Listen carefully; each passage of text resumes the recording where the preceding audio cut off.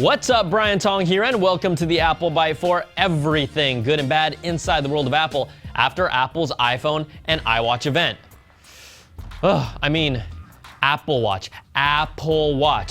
And don't tell me you haven't done that since the keynote. Now, every time I watch an Apple announcement... You said it again. What? No, I didn't. I was actually saying I and watch as two separate words. All right, so let's get to it. And there weren't too many surprises with the new iPhone 6 and the highly questionable naming of the iPhone 6 Plus. Seriously, why not something like the iPhone Big 6y? Yeah, Apple? Call me, okay? Now, it's super slim, 6.9 millimeters slim for the iPhone 6. There's a second generation A8 processor, a new M8 processor, and the whole new camera. It's still at 8 megapixels. We're surprised we didn't get more megapixels, but there's a new image sensor and video enhancements, and finally, a 128 gig option. But the real debate for most of you comes down to getting a 6 or going large with a 6 Plus. Really? Outside of the larger, and we mean larger 5.5 inch screen, the two main things you'll be getting with the Plus is optical image stabilization for the camera and roughly 2 to 3 hours more battery juice when you're using LTE or watching videos.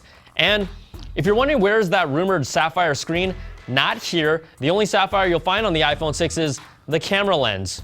Well, that's until the iPhone 6s SS comes out, which stands for Sassy Sapphire Screen. And the award for the guy with the biggest rocks goes to Tommy from Super Evil Megacore, who rocked a purple scarf during a demo.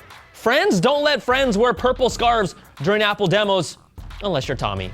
Now, pre-orders for the iPhone 6 and 6 Plus are on Friday, September the 12th, and the phones go on sale September the 19th.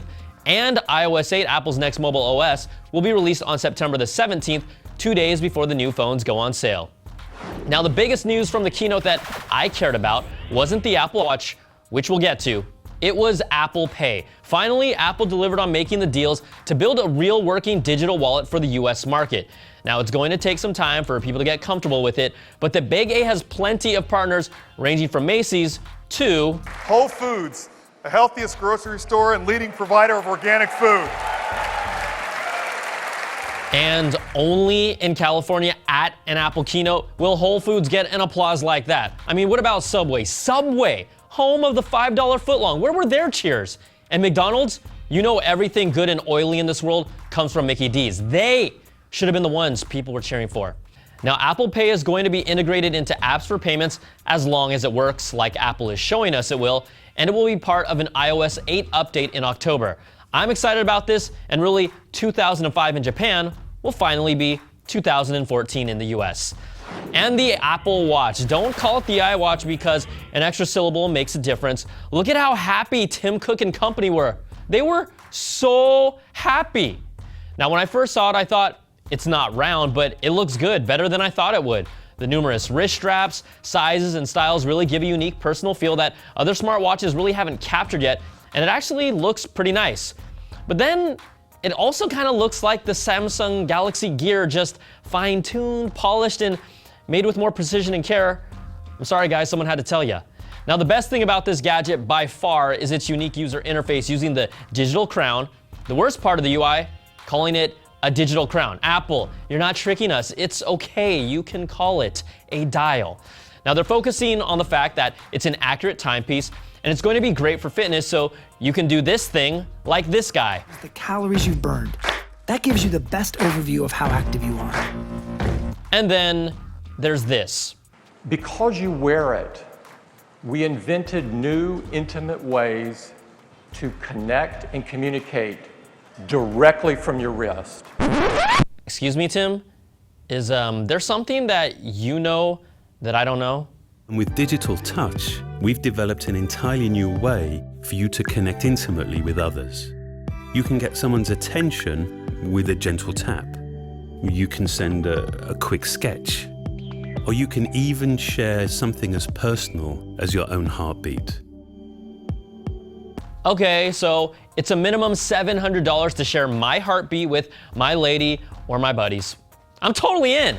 No, I'm messing with you all, but I went into the keynote wondering if Apple could convince me that I really need a smartwatch, and they still haven't. Now, there's a lot of people that will always want Apple's newest shiny toy, and I'm one of them as long as I actually have a reason to use that toy. Now, the Apple Watch starts at $349. I repeat, starts, and that's for the smaller women's size. So if you're a guy, you probably want the full size watch. That will cost more. And then if you're going to get that 18 karat gold Apple Watch edition for your boo, that's going to be at least $500, but at least the jewelry box it comes with doubles as a charger. Now, I know you can use it to control your Apple TV. It's water resistant, but not waterproof. You can send walkie-talkie like messages, and there's a lot more to learn until it's released in 2015. Oh, and this.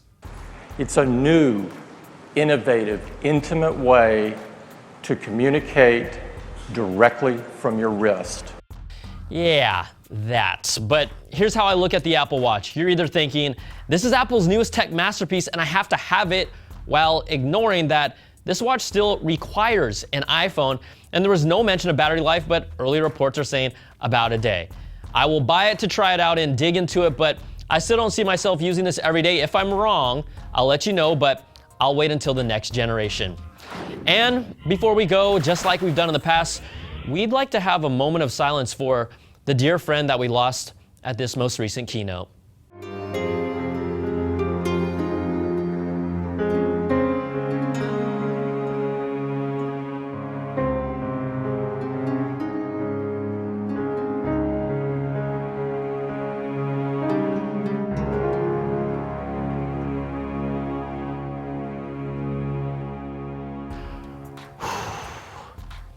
You will be missed, iPod Classic, with your soft edges and one-of-a-kind click wheel.